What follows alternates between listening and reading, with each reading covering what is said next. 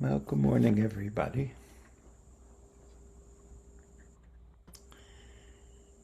So last week, uh, I read Roger Key's poem, Hokusai Says.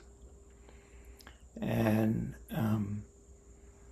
the line in that poem that I'm going to connect to this morning is the line that says, "Let life live through you.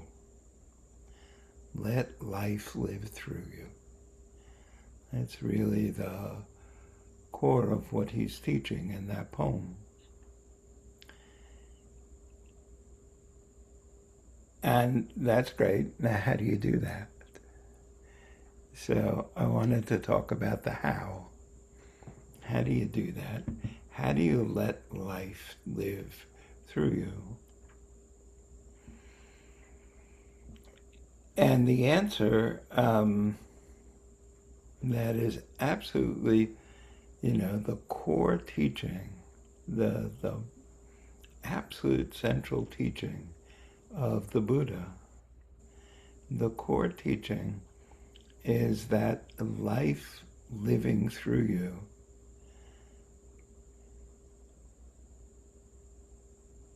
is not you living life.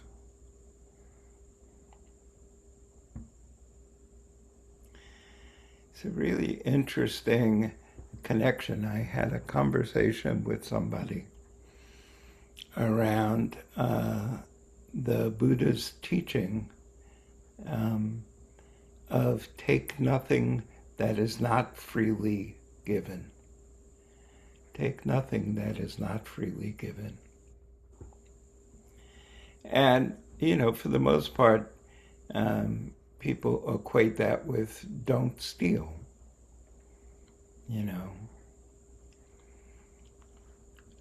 And in this conversation I was having, we talked about what would it be like if internally, as thoughts arise and as sounds arise and bodily sensations arise and so forth, that you only took what is freely given. You only took what is freely given. That you yourself were relaxed and receptive, rather than, because if it's not freely given, then what you're wishing for is something that's not currently available. Yeah, in some places that's, in some ways this is a useful thing. For instance, if you're sitting doing something or outdoors working on something and you get thirsty, you receive the thirsty and you wish for the thirst to be gone. You don't just say, thirst, it's natural. There's a lack of water in my body, and then keep working. Instead, you drink something. This is what causes confusion. At its very core, the need for nutriment, the need to take in food and water, the need to breathe air, the need to, we'll pause there.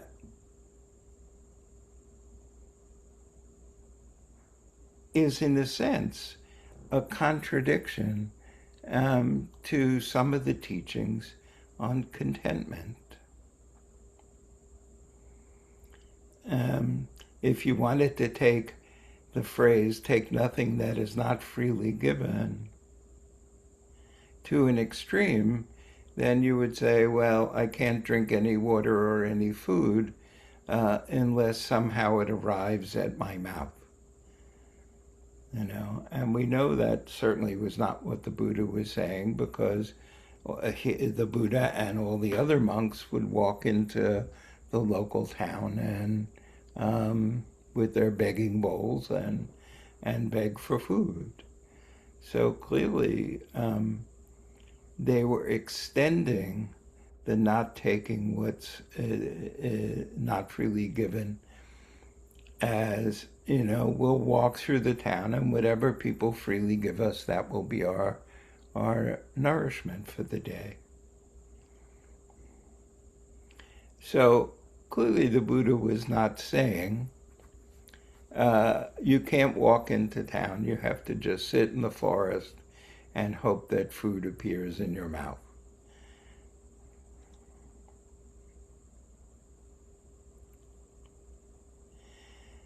And then you walk to town, though, and on your way to town, the instruction is, from the Buddha to the monks, was don't fantasize about what food is going to be there. Don't hope for some kind of sweet rice pudding. Don't hope for this, don't hope for that. Don't imagine. Don't create a story. Don't get lost in wanting. Stay present with walking. And when you get to the town and people drop food in your bowl, watch the arising of pleasant if you like the food they drop in, unpleasant if you don't like the food they drop in, and let go. Don't get caught in craving, wishing they were giving you what you love, rather than simply accepting what's given. And this is the way to develop contentment through that process.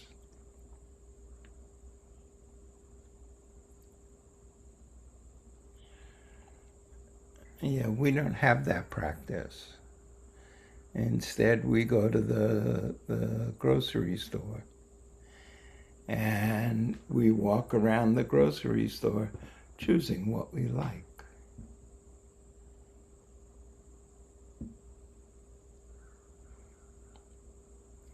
Choosing what I like reinforces the sense of I.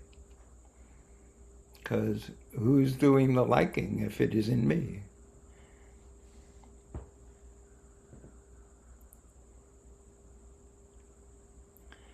This is the key question of our practice.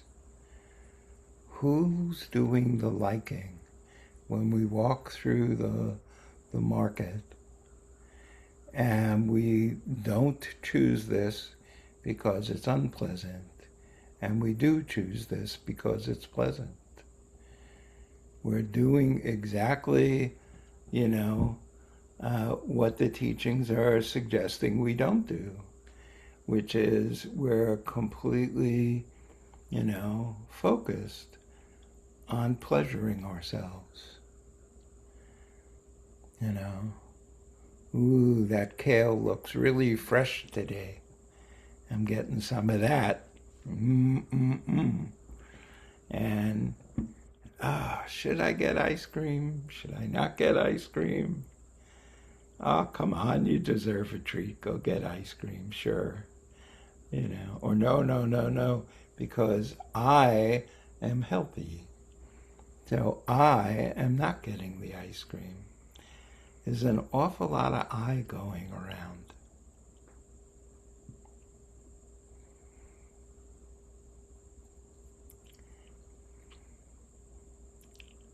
We can intellectually, conceptually, develop an understanding of what the Buddha is teaching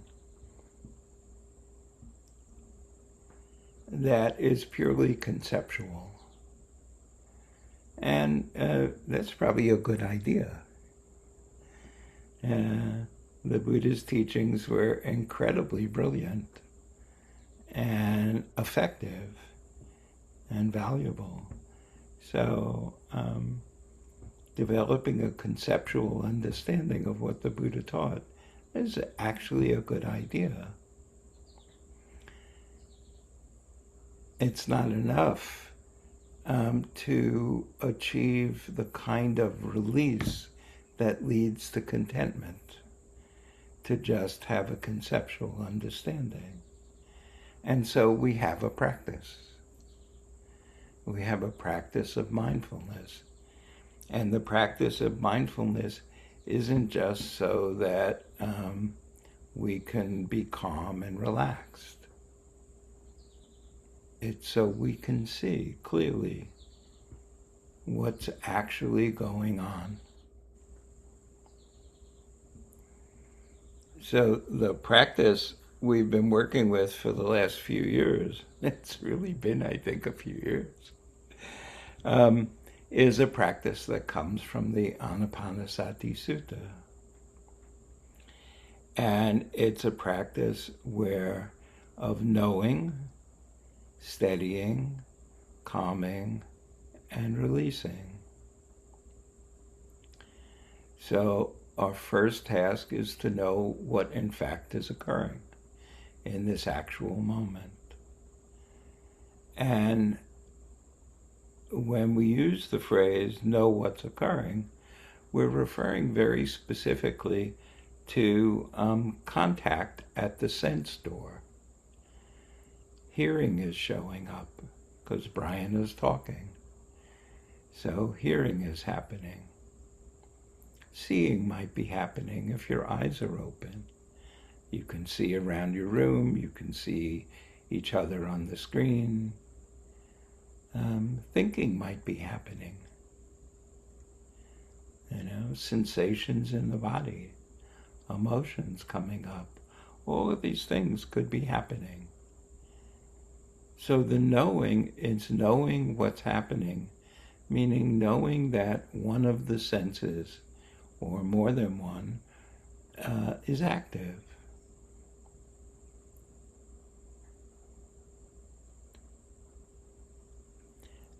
And then the next practice is the practice of steadying our attention on what's occurring, so that if a thought occurs, you don't disappear from the world into a little created bubble where you're no longer hearing or thinking of anything except this narrow focus of this thought led to this thought, which leads to that thought, which leads to this story, which leads to this framing, which leads to a whole world building. That's very unsteadying, that process. It's just running downstream until it peters out, and then you're like, oh, here I am, I'm back. The here I am, I'm back is wonderful because back is being alive. It's letting life live through you. But the practice of steadying is steadying yourself in this place so that you're not having to go away and come back. You're just steady. You're staying there. And what is this place? It's being awake, being aware, knowing what's occurring in this very moment. So you steady yourself in the knowing. Well, if that was easy, then you wouldn't need to train yourself in this practice. It's not easy, because there's all of these streams of energy that pull and push, wanting this, not wanting that. So now that you've established knowing and studying, you have to establish calming all of this energy that wants to create a conceptual world, that wants to bounce from sound to bodily sensation, to thought to bodily sensation, to emotion, to, you want to calm that energy. And you calm that energy for the most part with a focus on the breath. So that through this whole process, we're breathing in, and we know we're breathing in. And we're breathing out, and we know we're breathing out.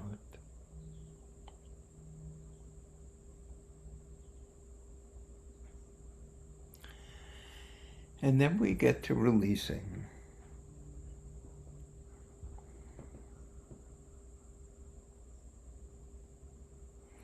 Releasing is precious. Releasing is truly precious. Unbinding oneself, allowing freedom to be present, is truly precious.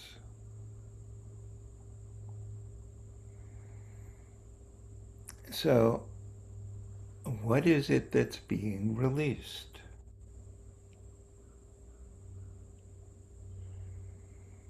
What is it that is being released?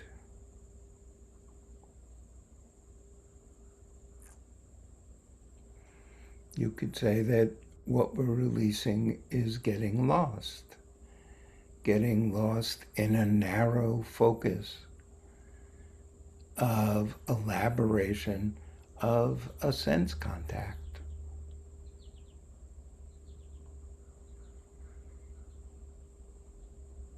This would be not clinging, not becoming. The process that happens is a sound occurs.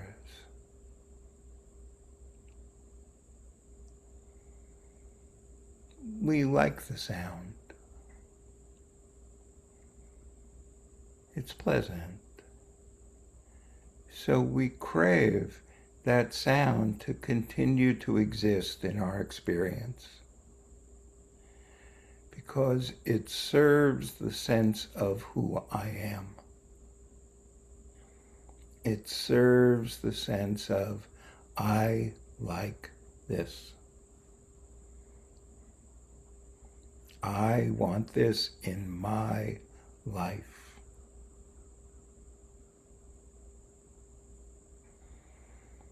And so we begin seeking a means to sustain this pleasant experience of sound.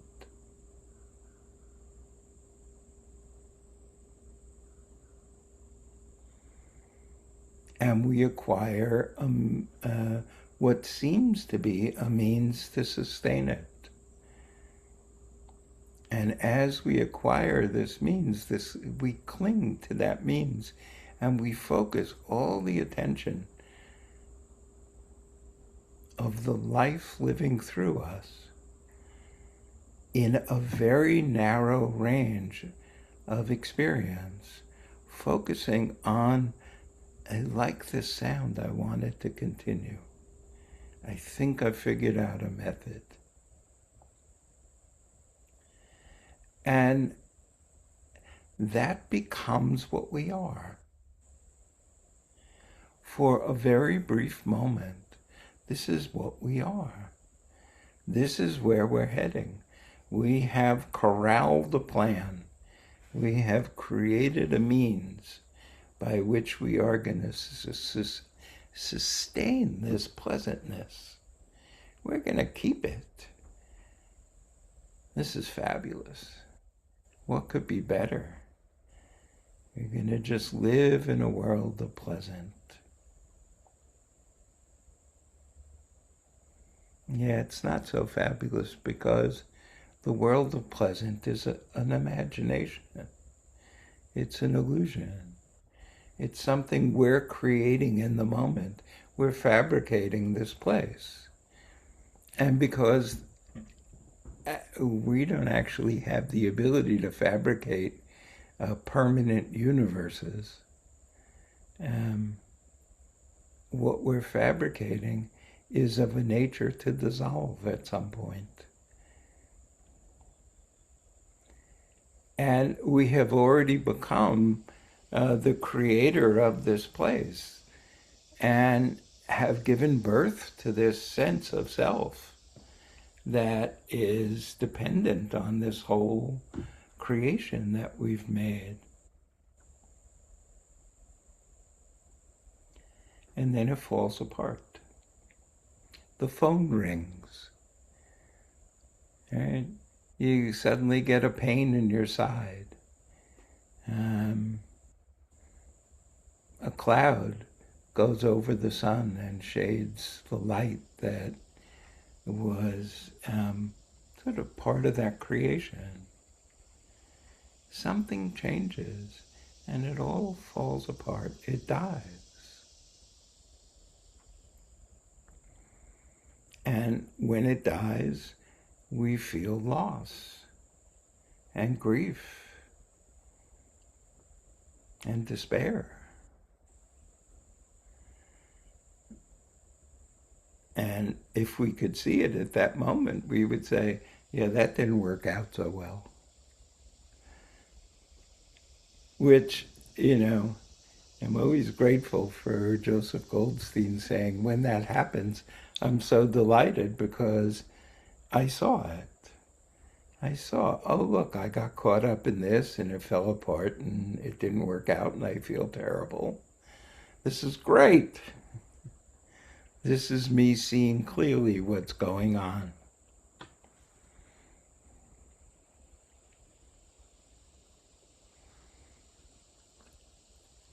So what's the alternative to getting caught up?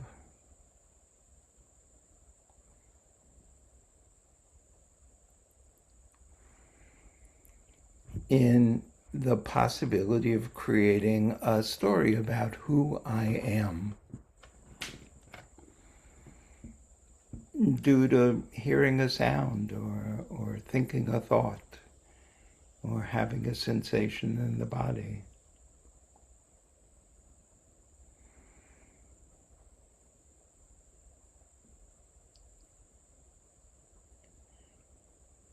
So there was a Buddhist teacher a couple of thousand years ago named Vasubandhu.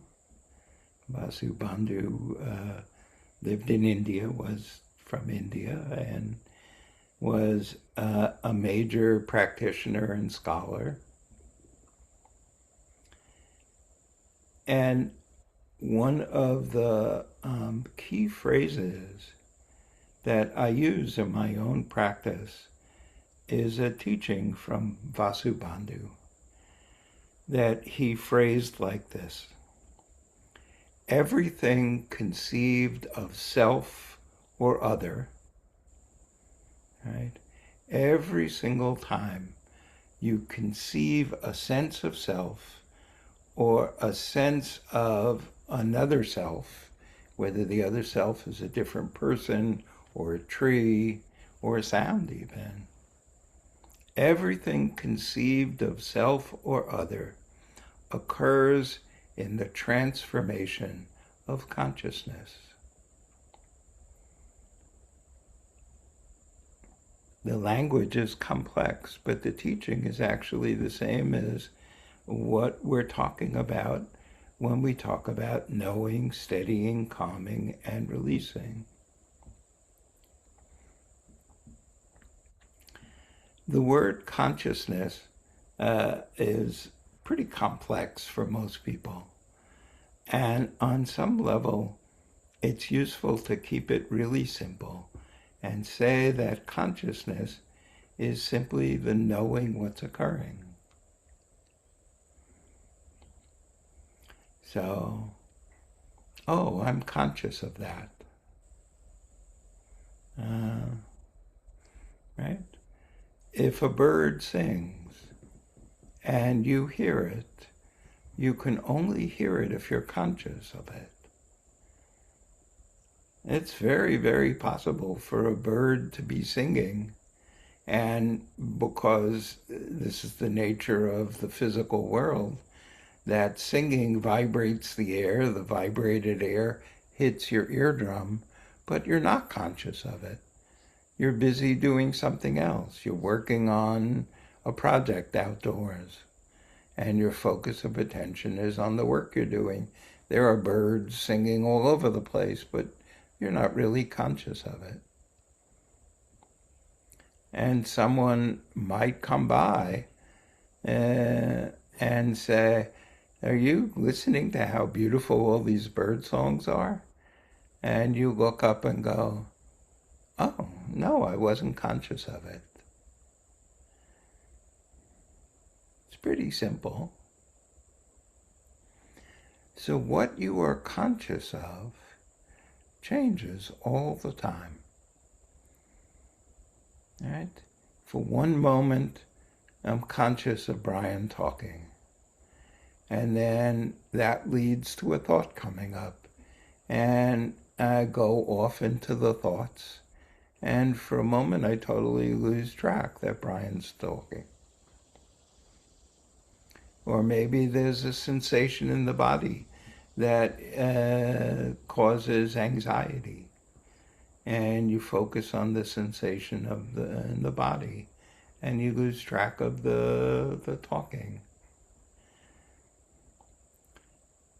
Every time there's a shift in consciousness, a shift from listening to thinking, a shift from knowing sound to knowing feeling tone, a shift from being focused on the body to seeing something. And you shift your attention. Your attention keeps shifting all day long, every day of your whole life. Your attention keeps shifting. And when the shift occurs is when we focus our attention, however subtle or not subtle, on, wait, what does this have to do with me? So we're sitting in the house reading, a dog somewhere outside starts barking. There's a reaction, pleasant or unpleasant. There's thoughts about it. And in that process, the conception of a self arises. The conception of, what does this dog barking have to do with me? Is it my dog? Is it my neighbor's dog? Is it a dog in my neighborhood? My. Right? This is all mine. Well, actually, it's not.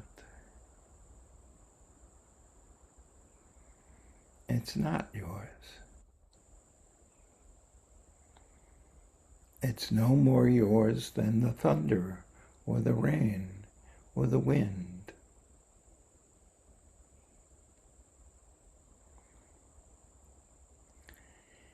In our practice, we are practicing to know the arising of mental or bodily fabrications, to know the arising of the transformation of consciousness,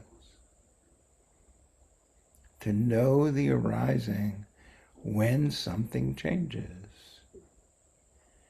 This is what we're paying attention to.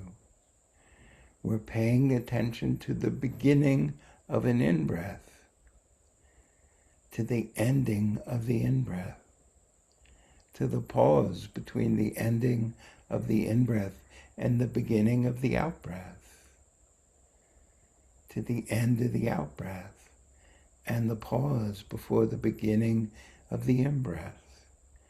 We're paying attention to all these transitions.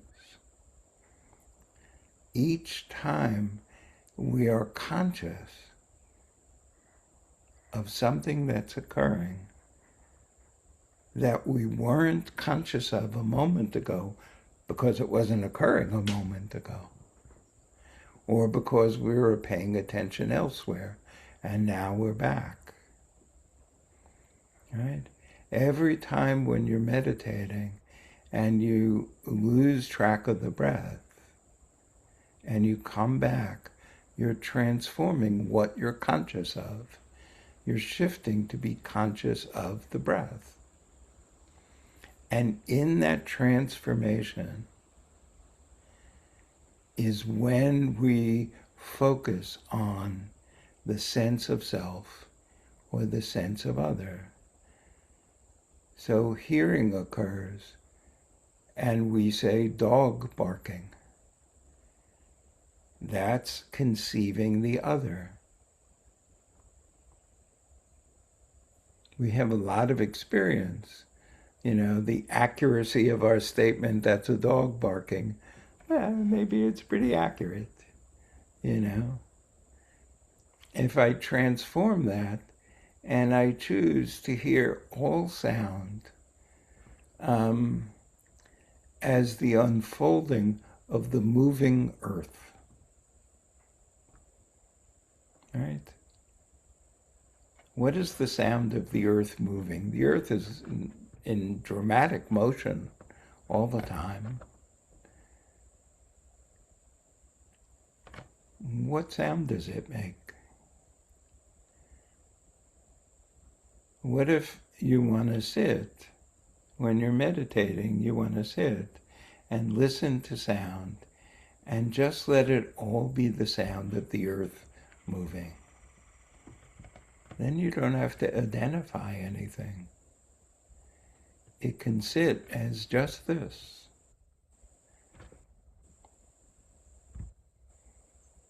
It makes it easier to steady the attention because you don't have to have a whole story. It's not me, it's not mine, it's the earth.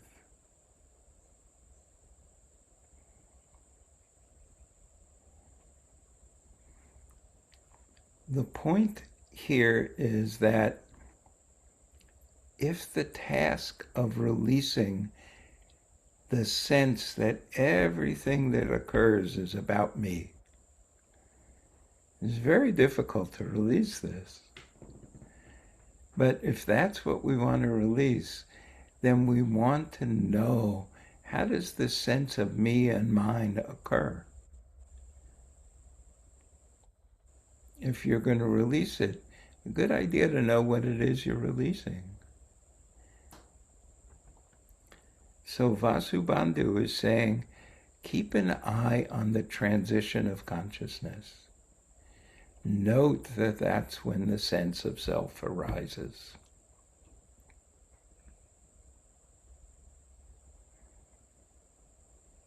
I think that's a really good focus in practice. Is just as we sit this morning, to really focus the attention on when something arises and there's a shift. There's a change